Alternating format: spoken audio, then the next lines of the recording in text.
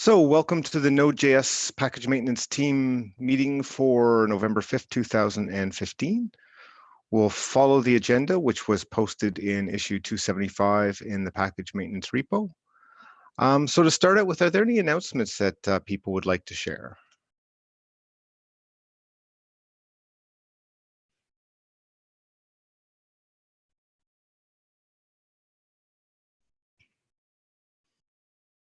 If not, okay, no announcements this week. Although I guess it's worth mentioning that Dominicus and myself next week will be talking about some of the work that this group is doing at NodeConf EU. So for anybody who's going to be there, we hope to see you. And it's for this group, it's a good opportunity to help promote some of the work and things that we've been doing. On to the first issue tagged on the agenda. This is issue number 270. This is policy around forking OSS when no longer maintained. So I'm just going to open that one up. This was added to the agenda by RX Marbles. I guess there's some active discussion in the issue itself. Dominicus, I think you've been involved. Do you have anything, comments, things we should talk about this week on that one?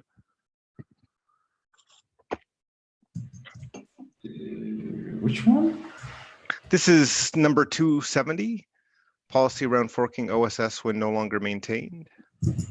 Oh, okay, yeah. Oh, I wrote a long rant there. I'm so sorry. Yeah, I think the question there was whether the reasonable amount of time before forking, whether we should, put a number to that. And I wrote a long post why we shouldn't. Yeah, I guess it's so hard to know based on circumstances, right? Exactly. It very much depends on a case-by-case basis, and you can't really decide the activity as well even based on the lack of activity. You can't decide whether the package is unmaintained. It simply can be inactive. We know that 40% of the packages don't publish in over a year. That doesn't mean they need any maintenance or that the maintainer is inactive. But also my personal opinion is that people should just fork. You shouldn't need to call somebody unmaintained before you fork. Right? If you want to fork. That's what this is all about, right? Isn't it? So I guess, although you don't want 10 forks of the same thing all diminishing focus, right? So there's a bit of a balance. Exactly. So if there is a popular package and seemingly the maintainer is inactive, let's not put a number to how long they're inactive, but let's suppose that they are inactive, right? We've decided that they're inactive. You fork, you release a new version, and then you have to go and go through the rest of the ecosystem and convince other people to use your package. And if we put a number to reasonable amount of time, 6 months, 12 months, 1 month, if we put a number to it, that doesn't help convince the ecosystem, right? You're still going to have to make the case to every single person who is using the old package to use your new package because your new package is better, and then you have to build trust. And putting a number doesn't solve that problem, and that problem is the thing that is the real underlying issue, and not the forking or Right. So. Okay, and anybody else have any thoughts they'd like to bring up or discuss? I think, it seems like there's still discussion in the issue. We can probably untag this from the agenda and let the conversation continue there unless somebody has thoughts or alternate suggestions.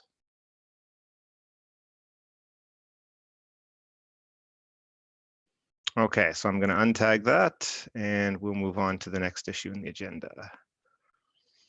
The next thing is decide on the contents for a package maintenance team issue template. This is issue number 265.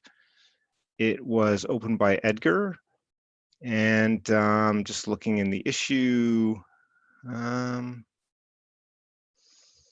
there was some discussion also in there around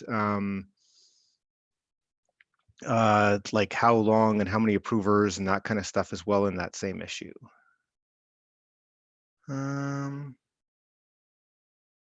So I think the only dissent there is the number of approvers between 4 and 2. I probably think 2 is good enough for closing something that's not been worked on, but probably more for merging.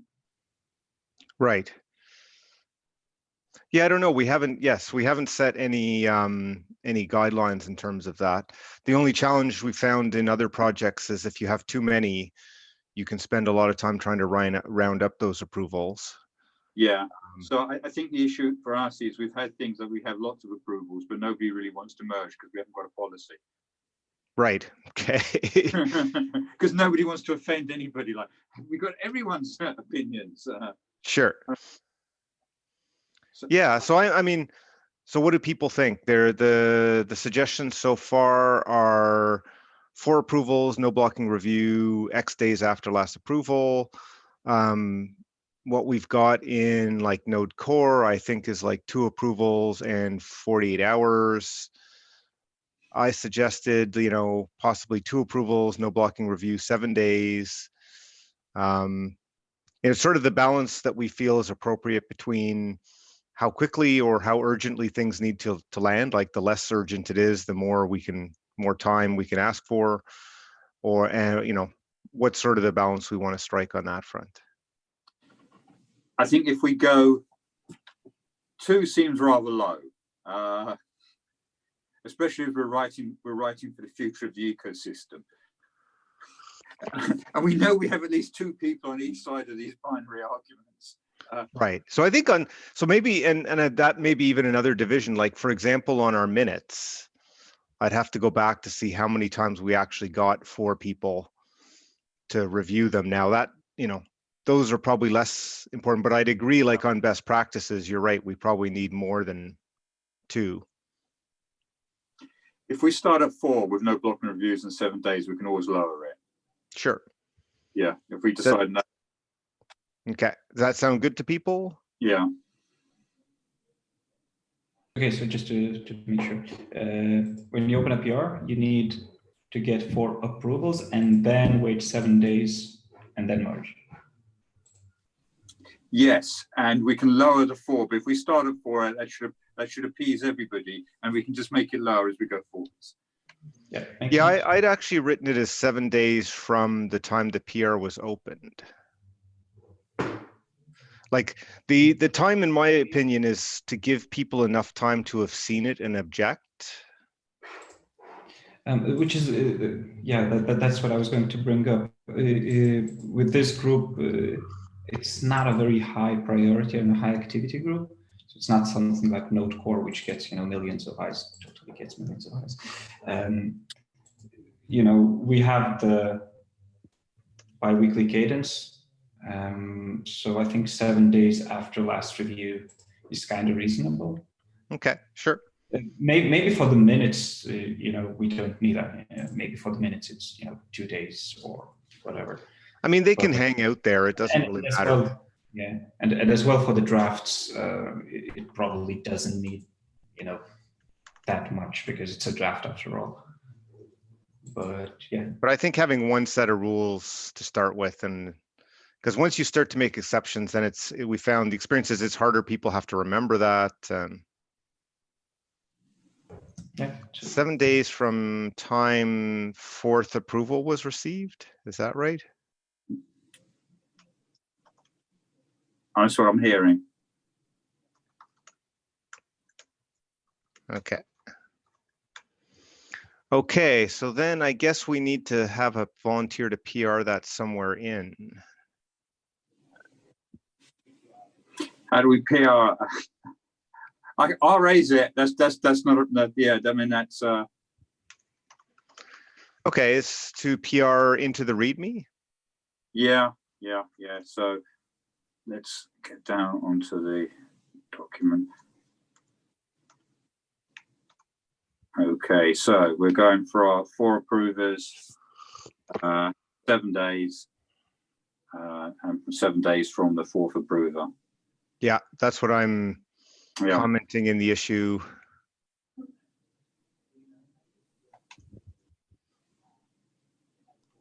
And so shall I assign it to you if you're volunteering to do that? Yeah, I'll sign it and I'll raise it to README. Okay. Okay, and I'm going to remove it from the agenda. Okay, anything else we want to discuss on that one before moving on?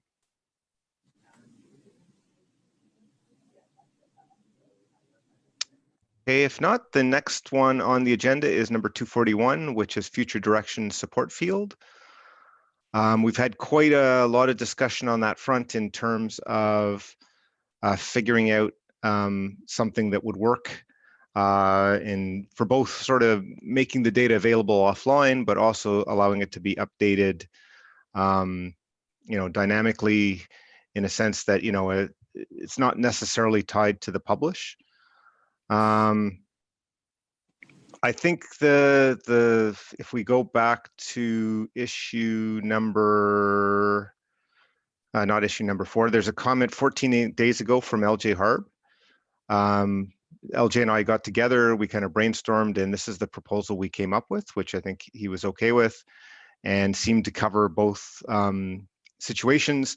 It's a suggestion in terms of how to manage things in GitHub, so that most of the time when you publish your package, you'll automatically get a copy of the latest version of the support information.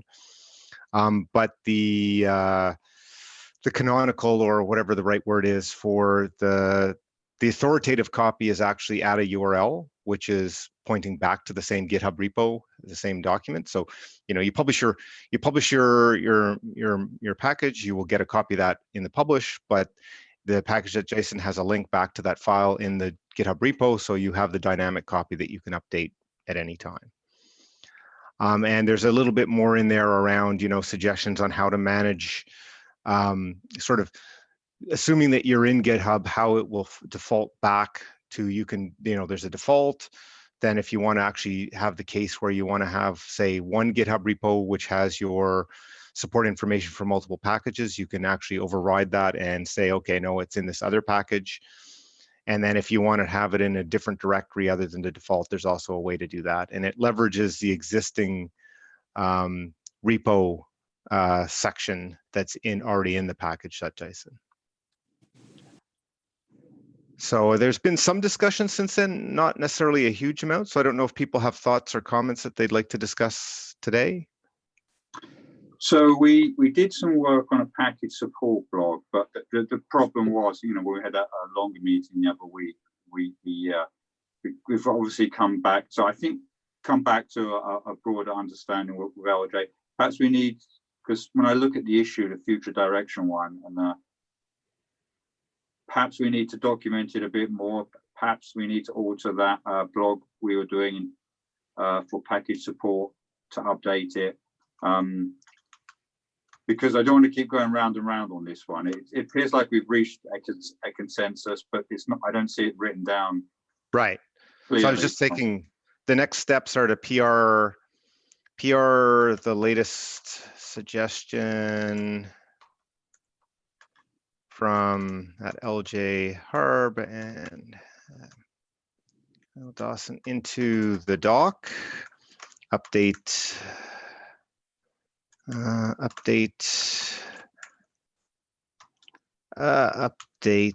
blog post promote. So I'm just saying, just taking to be in there, but like the next steps I see is like, if everybody agrees, like I think in the issue, it sounds like we have consensus. I just wanted to make sure in this meeting we're all agreed.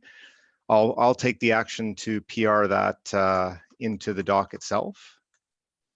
Once we have that, then I think we can update the blog post and then we can start promoting it, because it sounds like, we've got agreement on something that we can move forward with. Okay. Does that sound good to everybody? One point I think we could discuss a bit more is there still a gap in between the very concept of how the package manager works, because it's always just one version that is published with all the info on it, right? And the living support canonical URL, like you mentioned, that should always be updated, and we want to provide the latest info each time the maintainer publishes a package. But Yeah, there's definitely a tooling gap in that sense. There's nothing that really works like that currently. So, I mean, I think, oh, sorry, keep going. Yeah, it's just like maybe we can discuss, like start just discussing like ways to achieve that end, because we know what we want at the end, but the tooling is definitely not there yet. Right, okay, so start brainstorming. Brainstorming. I'm just trying to, I'm adding this as another to-do, storming / working on tooling, because that's definitely something that we thought of, is that we then can start writing tooling which would validate, do validation and walking of modules.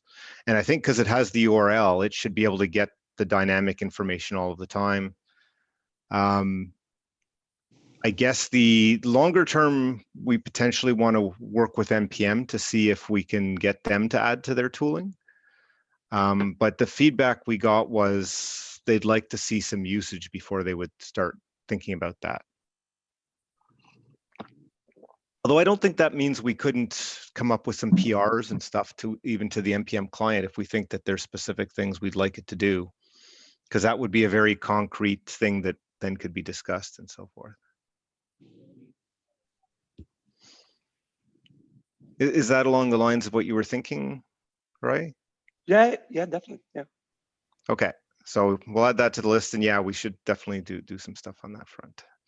Any other discussions, comments on that one?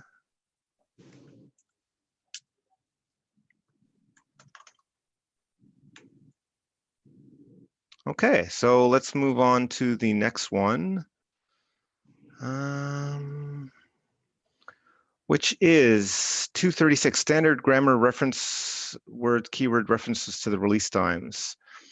And I think this may just be waiting on me.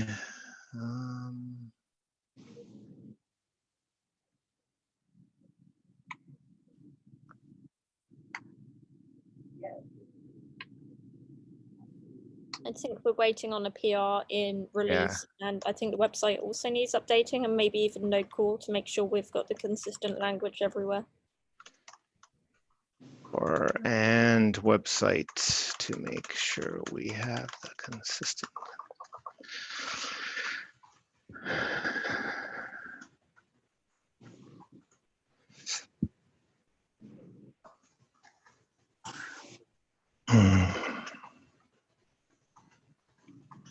Okay, I'm saying I'm just adding a comment that's the last issue. I have the action, but I haven't done it yet. So I will try and see if I can bump that up in my party list. Anything else to discuss on that one before we move up? Before we move to the next one? Not sure.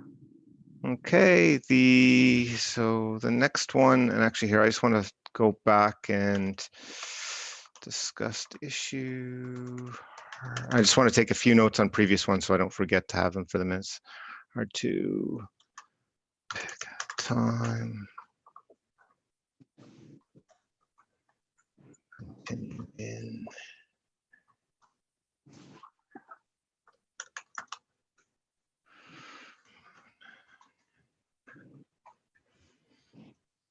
Okay, I think I can remember those. Okay, so this one, need PRs to core, to release core website 2.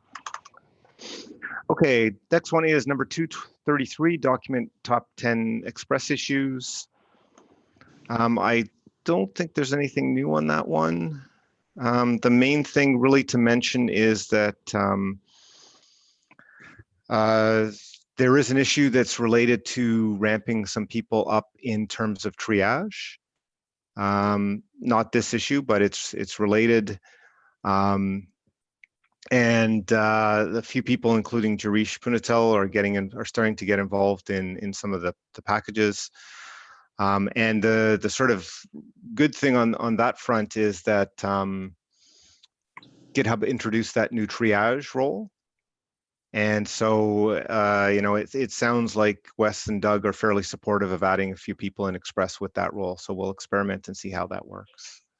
But in terms of the top 10 issues itself, I don't think there's nothing new but really the focus is on the triage front to start anyway. So.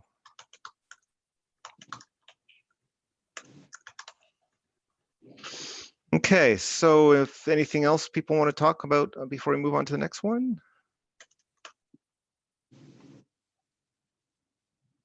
Okay, if not, the next one tagged is a list of packages that do not test in latest LTS. This is number 200.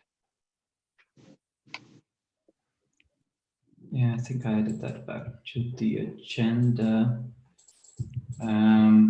Basically, now that the blog post is out, yeah, do you want to do about it next? I don't think we'll go and start creating pull requests, right? That might just be rude. Other than that, yeah, we did talk about tooling at one point where we'd like ask or provide a UI that people could opt in, but I don't think we've made progress on that. So I think you're right. We don't want to just say here's a bunch of PRs. yeah, and as well, there's existing tool like Renovate does that. You know, at least for tries. In terms of you can set up Renovate to say, give me a PR to make sure I'm always on LTS. Yes. The latest LTS is okay. Yeah, that's it. That's in your blog post, right? It is in the blog post, yeah. Is that in our best practice around that? I don't think we added any best practices around keeping dependencies up to date. Okay. Beekeeper, Renovate, Dependabot. So maybe the next action is to write up best practice for that. Yeah, I think that would be useful. Like if you've chosen your what you want to support, here's some guidance in terms of how you can do that easily. And yeah, okay. So maybe we should just open an issue. So next steps, one, open issue to write best practice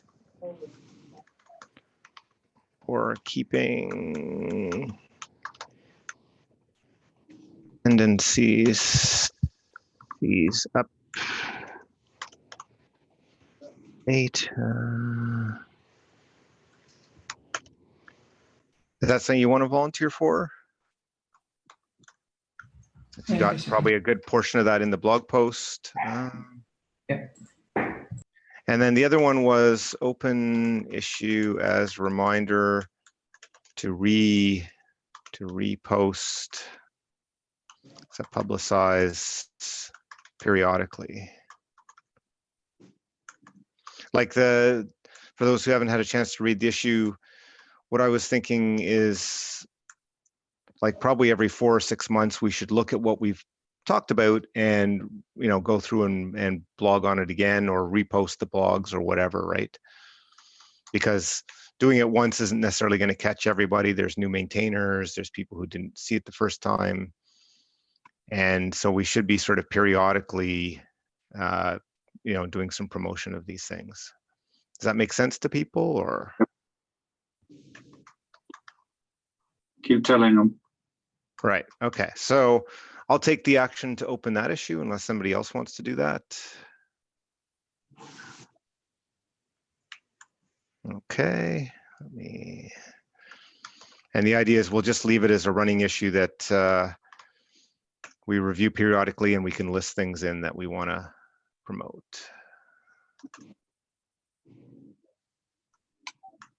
Okay, so I'm going to say those are our 2 next actions, and then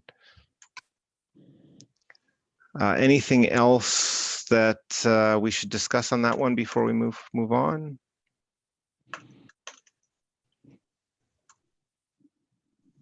I think after that, then we'll just close the issue. So I'll untag it from the agenda for now. Makes sense. Where is the agenda now? Or this? Right. Okay. I just want to, or that was just it was an issue. Why am I not seeing the? So there we go. Okay. I'll take it off the agenda. Oh, come on. Okay, so the next one then is next steps on support and package levels, package.json. I think we've actually already covered that in the previous issue. Got a bunch of other things that we want to do, but I think we've talked about our current next steps, so that's good unless anybody else has some things we want to talk about on that front.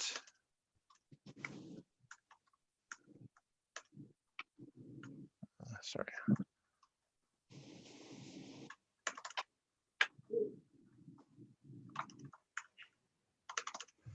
And that was discussion on 241. Okay.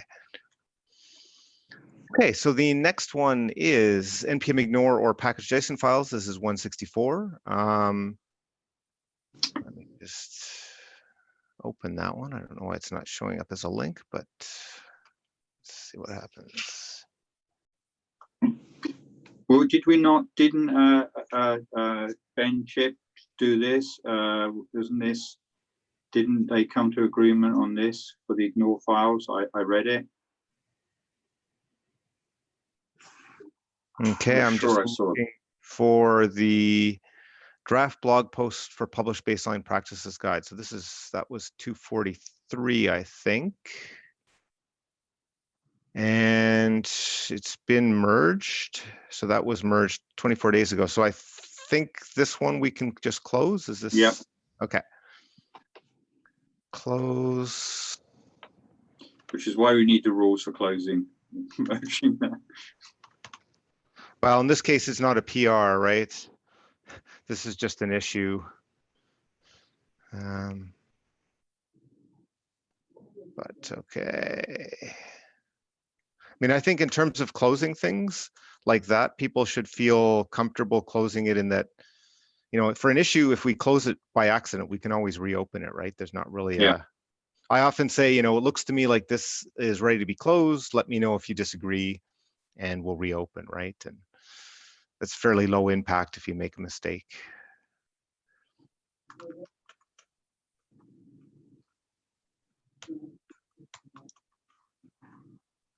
Okay, so we do have a little bit of time left. One of the things we have is a review of the project board, which we could do, or are there any other issues that people would like to talk about?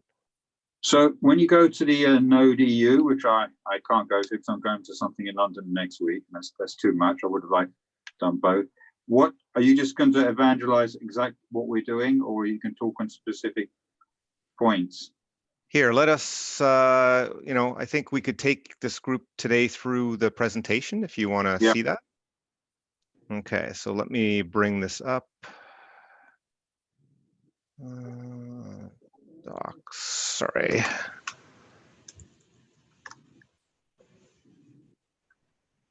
So this Dominicus and I have worked on for the last few weeks. Where is it? Slides. And I also have a talk at Node plus JS Interactive, and I'm planning to use pretty much the same thing. Okay, I'll bear that one. Okay, sounds good. So I'll just step through it and, feel free to ask Dominicus or myself anything as we go through. So title page, a little bit about just introduction to ourselves. The agenda. So we want to talk about the problems, how do we make things better, what the package maintenance team is actually doing, and hopefully a call to action to get more people excited and interested. I don't know, Dominicus, do you want to talk to the ones you're going to do as we go through? Just a quick overview. Yeah. So, okay. So this is basically sort of going through the blog post that Michael had a year ago before kicking off this group. Right. So Node has grown. We've doubled the packages, which means that we're using Node in a lot of critical systems, and we need things to work as users of Node packages, and creates better pressure on maintainers to do certain things. Keep dependencies up to date. Then there's this asshole who goes like, test in LTS rather than in whatever you have in your Travis setup. And the maintainers are not always able to do that. So there's some issues there.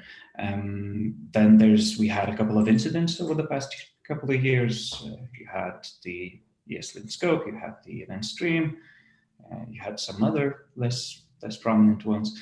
And then there's a quick mention, of course, about the lack of communication channels, namely the developers of packages, the maintainers themselves, they have no way of pushing messages out to users. They have no way of talking to the consumers of their packages other than post-install messages, which everybody hates. And yeah, businesses are also asking questions. And then we quickly go through the different needs that we know that maintainers have. So some of them want to have full control of everything. Some others want to involve more people. Involving more people also means different levels, right? Some of them are happy to accept code contributions. Others just want the community to help out in triaging issues. And we know that triaging issues is one of the key things that maintainers are falling behind, because there's, like for a popular package, you get a lot of support requests. And dealing with each of the support requests individually, it consumes a lot of time, but does not necessarily deliver a lot of value. You might argue, where does the value lie? Is it in documentation? Is it in support? Or is it in the code itself? But there's also the things that people are not finding fun to do. And some other maintainers, they also want to simply move on and give away that package in a safe way, or deprecate it, or maybe find a new home in a foundation or something like that. So yeah. So then we move on to like, well, okay, how do we make things better?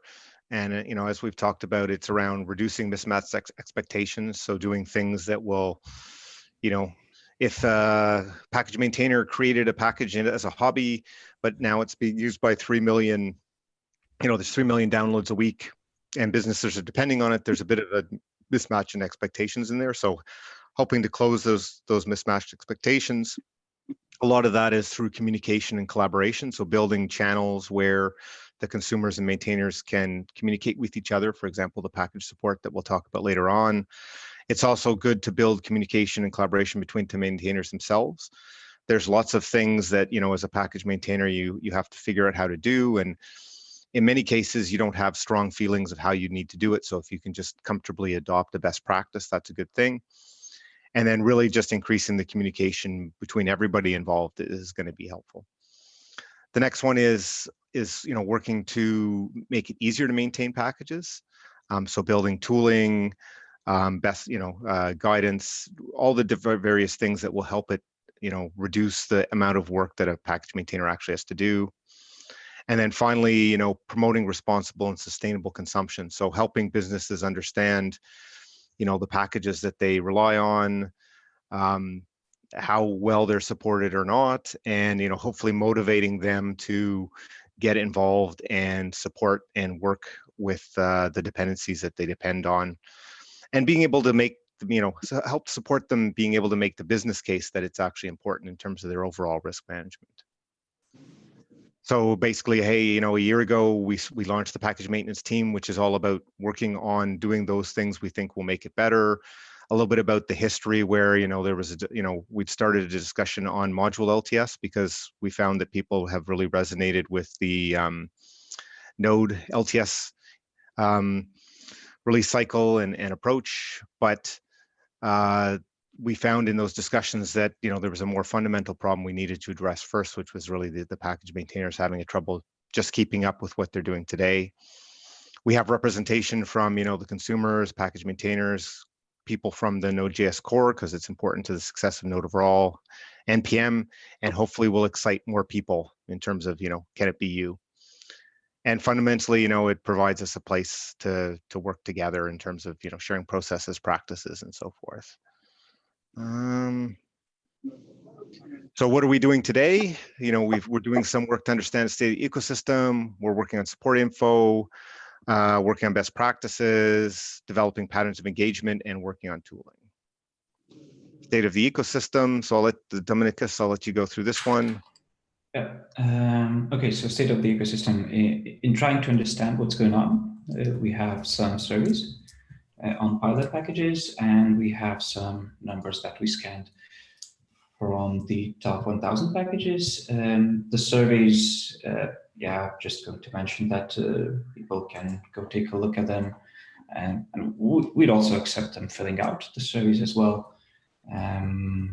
Then moving on, just an overview of the numbers. So once, when NPM published the top 1,000 in April, it ran these numbers, and we took a look at the release age of each package, and we found that 40% had a release in the last 6 months, but on the other hand, another 40% did not have a release in over a year, which raises the next question is what versions of Node do they support if they haven't been releasing actively? And then this is the information from the blog post, right? We found that around 2/3 were testing in the active LTS version, others were not. Some of that was due to the default configuration of Travis, some of that was simply not keeping up to date. So yeah, there's the blog post to go into the details of that. Then I took a look at the outdated dependencies. So because this is the top 1,000, they don't have many dependencies, right? They're at the very deepest level of your dependency tree. So naturally, they are used by everybody, but they don't use much. But out of those that do use, 20% had outdated, 20% of the dependencies that are used are outdated, meaning that, which is as well, it correlates with 200 packages that have at least one outdated dependency. Dev dependencies are even worse, that's around a half. However, because the numbers are from NPM and not from Git, the dev dependencies might have been updated and merged on master, but not released in NPM. Still, most of the packages have at least one outdated dev dependency, so that's a bit of a concern there. But also, then what impact does it have on the security of your of your package tree? And NPM audit report 0, SNCC report 0, so happy days there. The top 1,000 does not have known vulnerabilities. There's a couple of deprecation warnings there. Yeah.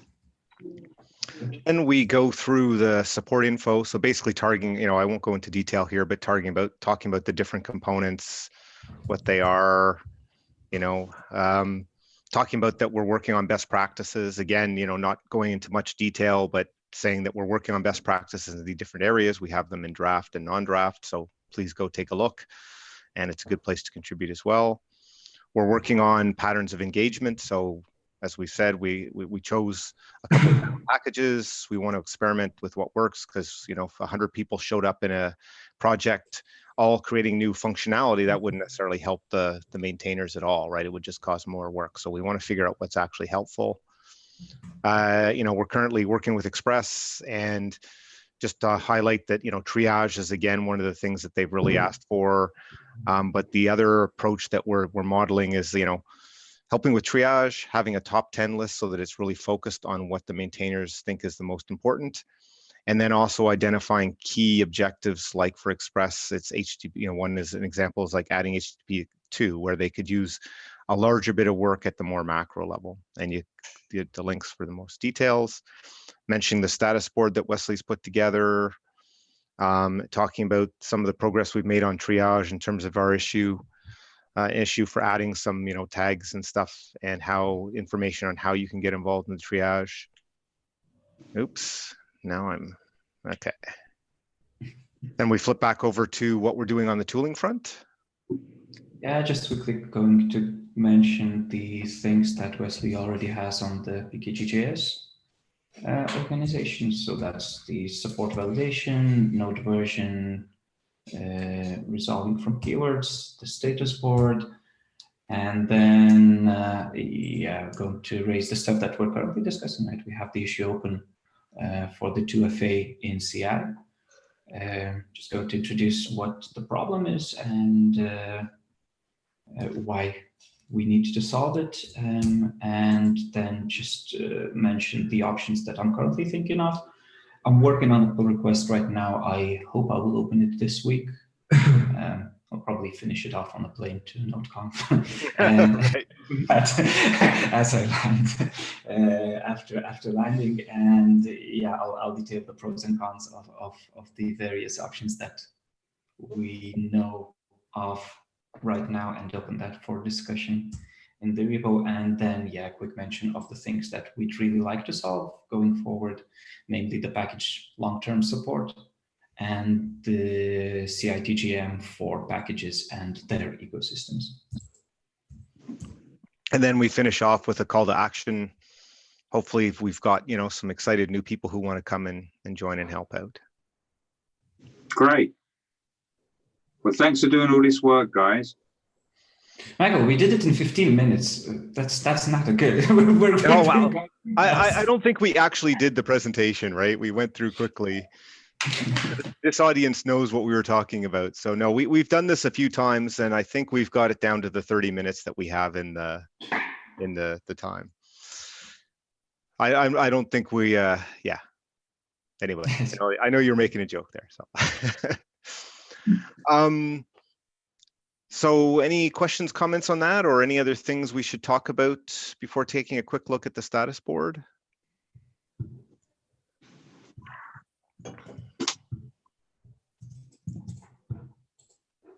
Okay, let's take a quick look. It's been a while since we've had time at the end of the meeting to do that. So, okay, where is it? Projects, right?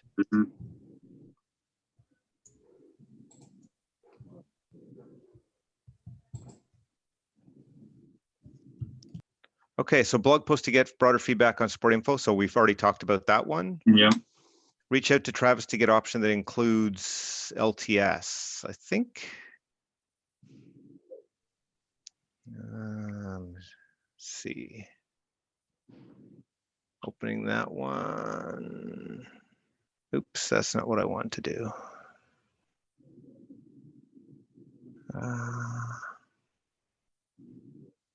How do I actually open this one? There we go.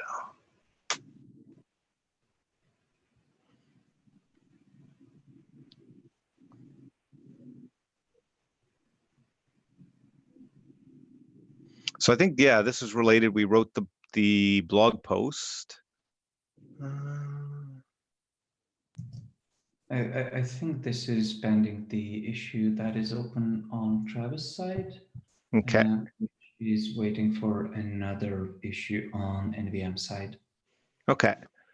So this is waiting on issue in NVM to provide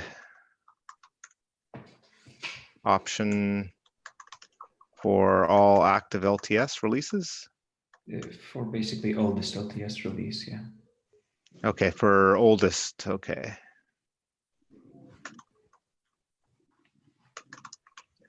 Okay, issue in Travis to adopt the above, and package was waiting. Blog post already complete. So I've got waiting on issue in NVM to provide option for all LTS rest, issue in Travis to adopt the above, and blog post which is already complete. Does that sound good? Yeah.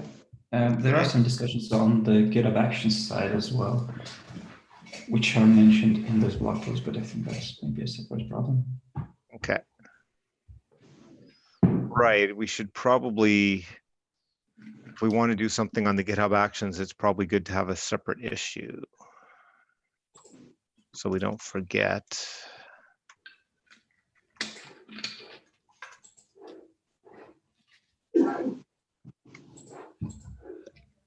Yeah, there's issues open on GitHub Actions, but yeah. Okay, so there's one that's already covering that. Okay, good. Okay, document how to specify non-production files in package.json.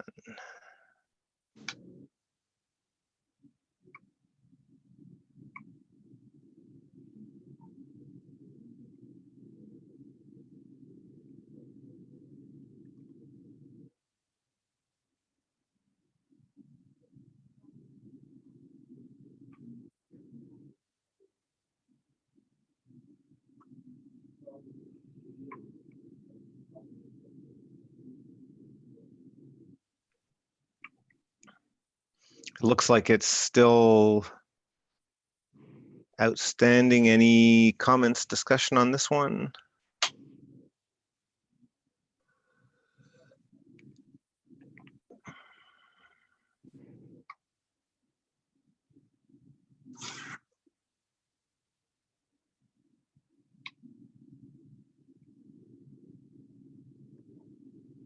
No, okay, so let's go back to what else is in the status board. Support levels, tools to your CI. I'm just looking to see if there's any particular ones we should call out and discuss. So investigate if Greenkeeper and Renovate could generate PRs adding testing against recommended versions. So I think I mean, Glenn, you've done some investigation of that, right? Yeah, so Renovate is really sort of the premium features. We reached out to Greenkeeper. They're happy where they are. Okay. Essentially. The Dependabot, which has been bought by GitHub, doesn't quite seem to be as advanced as either of the other two last time I looked. So Renovate still looks like the most configurable and applicable. But Greenkeeper held out, but they're only a small company. They were very responsive. Okay. We're happy with what we have for our users. Okay. So Jan will be in node.conf use. He will be speaking there, so you can ask Jan. Yes, we should gang up on him. Well, I made him the JS Conf EU, and he remembered the emails. He was very kind. He said, I can speak now because the conference has started and the stress is gone. Right. And having run one conference, I understand what he means now. I mean, I think this is the one where Dominicus just volunteered to write a best practice on this front, right? Yeah. Because after having blogged on, go ahead.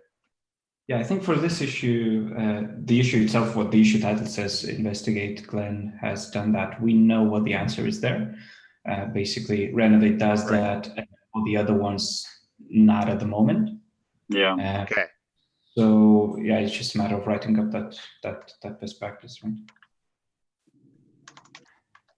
Okay, the others don't. Well, okay. That is going to write up best.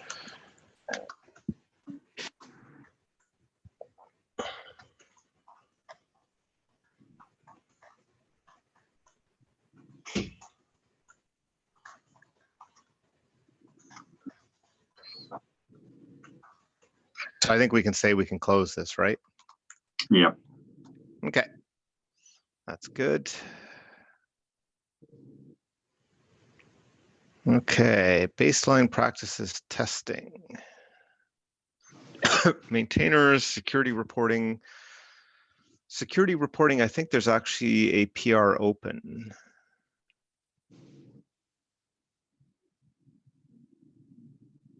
Let me just find that.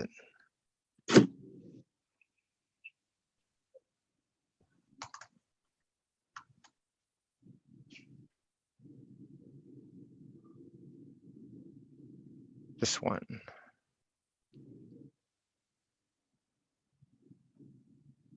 So there's Marcin has a PR.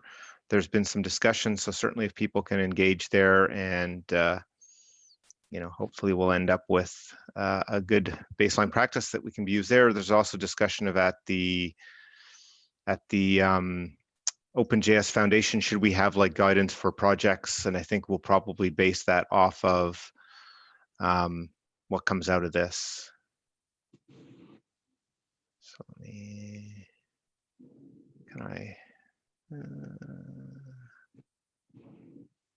it's gonna put that at PR in there.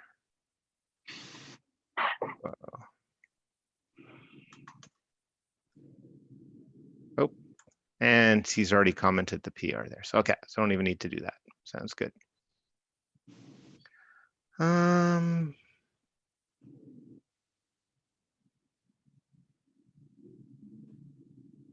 So I guess anything else from the to-do list that we should talk about, or is that good?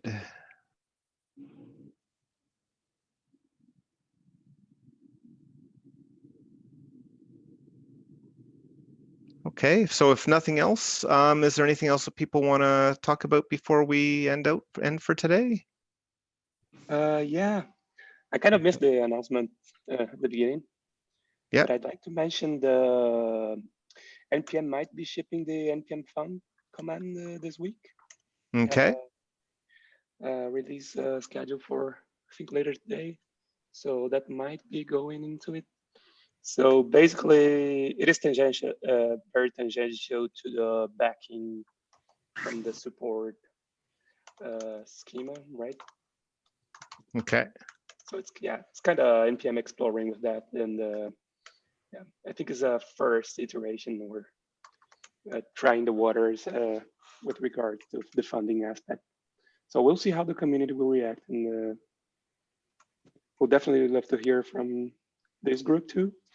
So if anyone wants to check the PR itself, it's currently open at the NPM CLI repo. What did it, I had looked at it, but I haven't looked at it in the latest form. And there was discussion as to whether it was going to be like a single URL or more information. How did it end up? So yeah, it ended up being just a single URL, but it also has a type. So people can also define a type and an URL along with it. So the funding itself is an object, and it has a type and an URL. So basically, the npm fund command will list all the URLs that are available on your dependencies. Okay. And then you can type npm fund and the name of a specific project to go and open that funding URL right in your browser, similar to how like npm repo already works. Right. So the type, I mean, I'm not saying we should do this, but I'm just thinking out loud that, if we use that field to,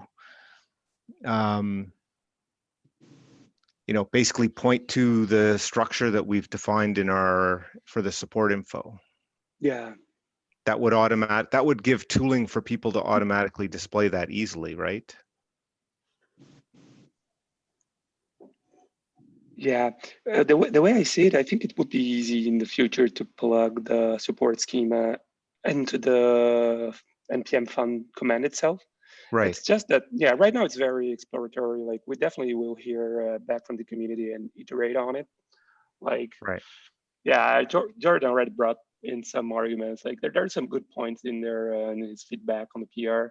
I think this is definitely something we'll be evolving on. Right. It's not meant to just be exactly what it is today, and it's not going to change. But it's not at all the goal. Is to be evolving and hearing the feedback. Right. Okay. Okay. So yeah, we should take a look at that and yep. Give us because I think we've come to consensus on the support info, so we'll probably be starting to recommend that as well, and we can see how that goes and figure out the interaction now that we've actually got consensus on that front too. Sure. Okay. Anything else on that front? Or any other announcements? No. Okay. Well, if that's it, then thanks for everybody for taking the time to attend, and we'll talk to you all next time. Thanks. Bye-bye. Bye.